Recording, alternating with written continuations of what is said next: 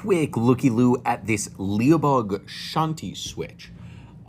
Pretty standard kind of switch design, you know, top housing, bottom housing, nothing too crazy except for this black circle here, which is mounted on the slider. Now, if we turn it sideways, you might be able to get a little bit of a look there. It's down right now, but when I press it and it clicks, you see it pops back up. That's because this is a sort of like silencing mechanism. So if you press it down by the top of the slider, it clicks. But if you press it down by the black part, it doesn't, all right, it kind of clicks a little bit there. It's supposed to be, sort of works. It's supposed to be a silencing mechanism, but it's not really a great one.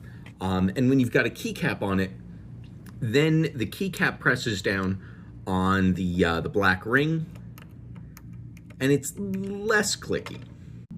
Taking it apart, you can see this is pretty much just your standard clicky switch. Let's see if I can zoom in a little bit there. Standard clicky switch, and the black piece just kind of holds the click jacket away from the top of the slider. Let me turn her around for you. Just holds it away. And that's how it suppresses the click, or at least how it attempts to. It's not great at it, but you know, neither is the Kale Mix 7, or at least so I heard. And this is kind of reminiscent of that. Although this is not quite as good as a selectable switch, but you can kind of, well, I probably can't do it on camera, but you can remove that black slider suppressor. Here's a closer look at things with the slider suppressor removed. It's not exactly complex geometry.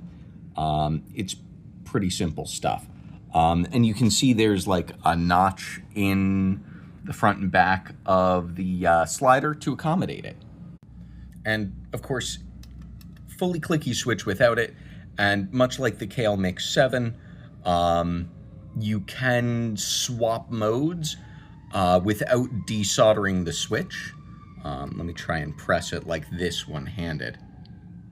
Yeah, you can swap modes without desoldering your switch. Kind of interesting stuff. Not amazing, but interesting, which I like. I hope you've enjoyed.